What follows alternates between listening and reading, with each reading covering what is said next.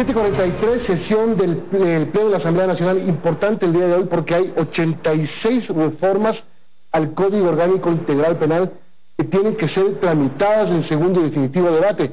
Jorge Peñafiel, asambleísta del Movimiento Constituye, está con nosotros. Asambleísta, buenos días. Entre las reformas que se plantean están algunas que tienen que ver con secuestro extorsivo, ¿con qué otras cosas más normales? Muy buenos días, estimado Milton, un placer estar aquí contigo, un saludo a todos los televidentes. Bueno, en principio hay que decir que las reformas son bastante amplias en varios temas. Se están endureciendo penas en muchos casos, se están estableciendo nuevos delitos, tipificando nuevos delitos, e incluso se está eliminando ciertos beneficios penitenciarios que existían hasta la fecha, o que todavía están vigentes, digamos, ¿no? Eso es lo positivo, digamos, de parte de la reforma. Está planteada en ese sentido y es una muy buena arma para luchar contra la inseguridad. No obstante, de la revisión de las reformas que se encuentran planteadas, hemos identificado algunas que definitivamente nos llaman la atención y causan sorpresa y emergencia incluso, debido a que se está filtrando una agenda de impunidad. Y eso es lo que a nosotros nos preocupa y creemos que hay que impedirlo a toda costa, ¿no? Algunas que están siendo ingresadas o que fueron ingresadas de último momento. Sí, efectivamente, en el informe para segundo debate constan dos reformas específicas que nos parecen, digamos, sorprendentes. La primera es relacionada a la incorporación de una nueva causal en el recurso de revisión penal que existe ya vigente en el Ecuador. Este es el artículo 658. Vamos a ponerlo en pantalla para que más o menos entendamos de qué se trata y por qué genera tanta polémica que incluso la fiscal general del Estado ya ha advertido de una posible metida de mano en la justicia. El recurso de revisión podrá proponerse en cualquier tiempo ante la Corte Nacional de Justicia después de ejecutoriada la sentencia condenatoria por una de las siguientes causas: en situaciones donde la Corte Interamericana de Derechos Humanos o comités de derechos humanos de Naciones Unidas, en su calidad de entidades internacionales, identifican violaciones de derechos humanos o errores en el debido proceso en sentencias condenatorias. Esto, en español, ¿qué significa? Ahí hay que explicarle un poco a la ciudadanía, estimado Milton. El recurso de revisión actualmente funciona y tiene su utilidad siempre y cuando existan hechos nuevos, desconocidos durante el proceso de juzgamiento por parte de los jueces. Es decir, puede funcionar cuando existe un elemento que no era conocido. Un ejemplo claro, por ejemplo, es el tema de un delito de homicidio, que de repente la persona que supuestamente estaba asesinada o que había perdido su vida está vivo. Y por tanto, ese hecho nuevo modifica la realidad del proceso y por ende hay que revisar la sentencia en ese sentido. Hechos nuevos. Lo que está incorporando esta reforma es el análisis del derecho, el análisis de lo que ya fue objeto de trámite, de evaluación, de prueba dentro del proceso judicial y por ende ya no cabría revisarlo. Dentro de estos elementos están las posibles falencias en el manejo de los derechos humanos o el debido proceso o lo demás. Algo que ya está cuidado, está protegido y que de hecho forma parte ya de la sentencia. Ese es el elemento fundamental. Es decir, se está creando en los hechos, estimado Milton, una nueva instancia superior a la Corte Nacional de Justicia y superior a las sentencias ejecutoriadas ya vigentes en el Ecuador. Superior en términos además subjetivos. Además subjetivos, porque estamos hablando de elementos de derechos humanos que pueden ser interpretados de acuerdo al ojo que lo mire. Es decir, y siempre va a haber una objeción, por más mínima que sea, dentro de un proceso, así sea una falta de notificación de alguna cuestión pequeña o un elemento que no necesariamente modifique la dinámica del proceso, y eso puede ser objeto de evaluación a nivel internacional por parte de un comité de derechos humanos reconocido por las Naciones Unidas. Esto estaría sometido a un debate procesal sin necesidad de nuevas evidencias, de nuevas pruebas, es decir, un tema absolutamente, vuelvo a decir, de fuerza de poder político, de criterios subjetivos y de influencia política, porque estamos hablando de comités de derechos humanos reconocidos por las Naciones Unidas, que pueden ser cualquiera a nivel internacional.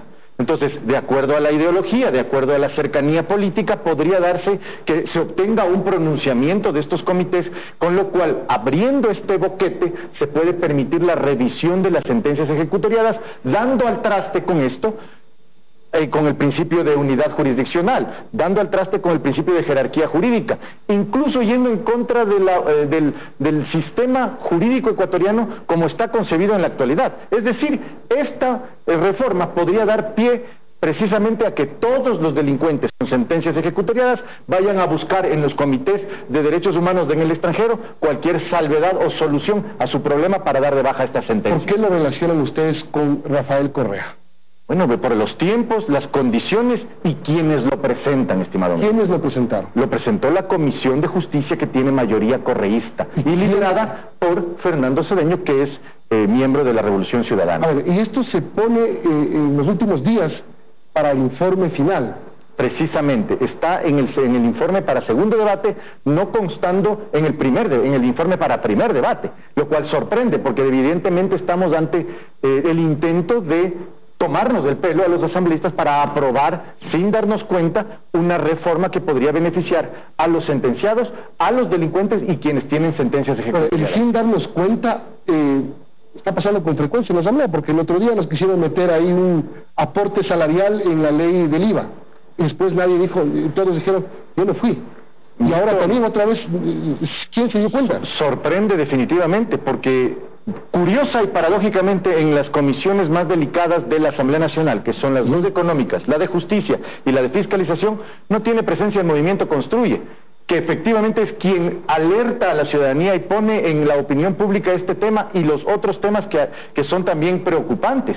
Es decir, hay muchos asambleístas que no leen los informes antes de aprobarlos y por ende terminan yendo al pleno elementos como estos, por ejemplo. Ahora, en la Comisión de Justicia sucede esto, es decir, se pone una reforma que podría beneficiar a los prófugos y a los sentenciados y no se dijo nada en la comisión. Ahora, en el pleno, cuando ya tenemos conocimiento nosotros y otros asambleístas sin duda alguna, es cuando salta la alerta y evidentemente nosotros lo ponemos en la opinión pública. Ahora, hay un montón de reformas, son 86 que recopilan más o menos 40 propuestas de proyectos, es decir, es un entrevero de cosas que por ahí se buscaría que pasen algunas así por abajito.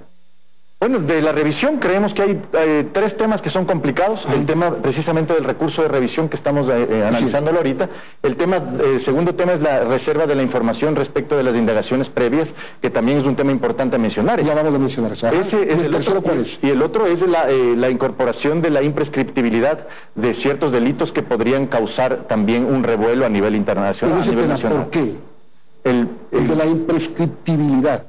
Porque lo que estaría cambiando es la constitucionalidad de estos elementos, porque los delitos imprescriptibles están en la Constitución. Entonces lo que se está queriendo hacer es poner a través de ley una imprescriptibilidad de ciertos delitos, lo cual iría en contra de la Constitución. Por ende, cualquier trámite manejado a través de esta reforma podría ser declarado inconstitucional y eventualmente declarada nulo esas sentencias. Entonces estaríamos arando en el mar. Un poco esa es la objeción respecto de la imprescriptibilidad. El tema de la revisión de sentencias. Me quedé con algo de por qué se cree que Correa sería beneficiado. Porque su defensa además argumentó que podría llegar a instancias internacionales sobre violaciones de derechos humanos. Lo dijo Andrés Arauz, estimado Milton, no lo decimos nosotros. Él anticipó que estarían buscando en comités de derechos humanos del extranjero cualquier tipo de pronunciamiento en ese sentido. Oh, sorpresa, inmediatamente se está reformando el Código Integral Penal, ingresan estas reformas que permitiría la presentación de un recurso de revisión con esa causal específica que ya fue anticipada por Arauz. Es decir, están en una agenda de impunidad. Es un tipo Lula da Silva, más o menos. Es un manejo muy perverso de las reformas, creo yo. Ante una posibilidad de hacer un trabajo profesional, positivo, de reformar hacia el futuro un Código Integral Penal más dinámico, de mejor calidad, ingresan este tipo de reformas que lo dañan completamente. Convierten un elemento positivo en un elemento negativo completamente y por tanto ya estaríamos en otro escenario, ¿no? O sea, tiene razón la fiscal general del Estado. Y ahí tenemos un comunicado que lo sacó ayer la Fiscalía. Esto fue antes de la entrevista que tuvo anoche la fiscal general con Carlos Vera. Veamos parte del documento de la Fiscalía cuando denuncia que esto sería una metida de mano en la justicia. Se pretendía obligar a la Fiscalía a archivar investigaciones previas cuyos delitos aún no han prescrito. Eso dice la Fiscalía General del Estado. En un comunicado, más tarde la fiscal ya fue muy detallista en decir por qué esto sería una metida de mano a la justicia. Y aquí viene otro tema. Ahí dice la Fiscalía: escenarios que buscan instaurar la impunidad en nuestro país y un mayor desgaste a nuestro debilitado sistema de justicia. Tiene razón la fiscal.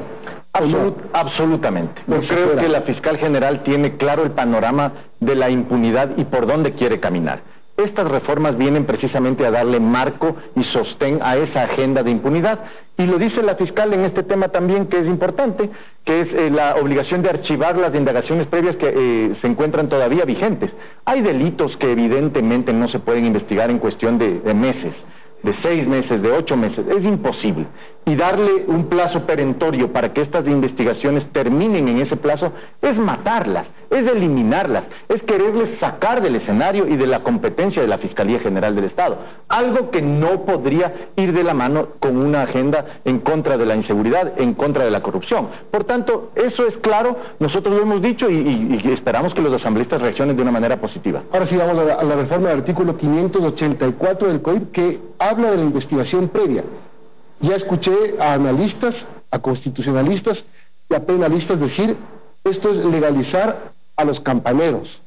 Sí, es legalizar a los campaneros, pero es incluso peor, estimado Milton, porque es quitarle el valor que tiene la información confidencial, quitarle de un organismo técnico como la Fiscalía General del Estado y otorgársela a la política. Es decir, volver político la información penal y la investigación penal. Ese elemento... Porque se levanta la reserva de la investigación, y si usted quiere mañana pide información reservada del caso Metástasis, por ejemplo. Le dan esa información y usted la puede divulgar como quiera, utilizarla en el pleno, en sus redes sociales.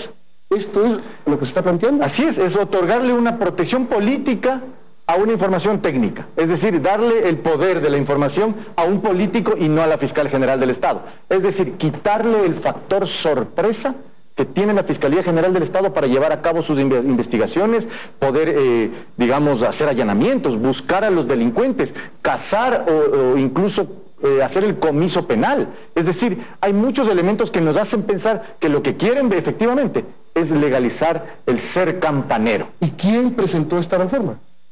Parte de las reformas de la comisión, precisamente. Claro, pero alguien ha de haber propuesto. Entiendo que es el presidente de la comisión quien lo permite y somete a votación a sabiendas. ¿Aduciendo qué? Aduciendo que es parte de una agenda de trabajo conjunta y que es necesario que exista estas reformas para poder combatir la inseguridad. El discurso aguanta todo, el papel aguanta todo. No obstante, los hechos y las condiciones que se causarían si es que se aprueba son evidentes y lo ha dicho la fiscal. Pero bueno, las sospechas también aguantan todo. Las sospechas sí, pero esos son hechos reales. Estamos hablando de un recurso de revisión que se está permitiendo utilizar algo ya anunciado por parte de Arauz, por ejemplo. Es un elemento que ya lo conocemos. Sabemos que está en una agenda política que es parte de una agenda de impunidad. Pero ustedes están sospechando que esto es para beneficiar a Correa, por lo menos el tema de la revisión de sentencias. Sí, sin duda. ¿Con argumentos válidos o solamente porque aquí...? Porque lo dijo el propio Andrés Arauz, no lo hemos dicho nosotros. Nosotros hemos cogido el fragmento de lo que dijo Arauz y lo sabemos, lo conocemos, y vemos inmediatamente hoy día que eso es lo que se pretende legalizar ahora. Ahora, ¿cómo se va a votar esto? ¿En paquete? ¿Se vota reforma por reforma? En principio, nosotros hemos puesto la alerta en la opinión pública para que esto sea un elemento de análisis de parte de los asambleístas y de quienes deben tomar las decisiones en este momento, que es la presidencia de la Asamblea Nacional. ¿Cómo se debería votar? En principio, yo creo que estas reformas deberían ser archivadas. Si es que se pretenden mantener estos esquicios de estos elementos conversados aquí, deberían ser archivados. Todas. O sea, aumentar la pena del secuestro extorsivo, aumentar la pena del secuestro... Lo que pasa es que el endurecimiento de penas por sí mismo no mejora las condiciones Eso es otra discusión. Es otra discusión. Pero sí es importante decir, si es que se mantiene lo malo, es mejor archivarlo todo para tratar todo de cero. Y si es que es posible devolver a la comisión para que revise nuevamente y elimine estos elementos, eso tendríamos que promoverlo, pero si es que pretenden votar en bloque y aprobar las dos votaciones también es algo negativo. Es decir, aquí cabe o bien regresar a la comisión para arreglar estos problemas o en su defecto archivarla completamente. O sea, no necesariamente se tiene que votar hoy. En principio nosotros creemos que no se debe votar en las condiciones en que está. Gracias. Asambleísta Jorge Peñafiel del Movimiento Construye sobre este paquete de 86 reformas al Código Orgánico Integral Penal.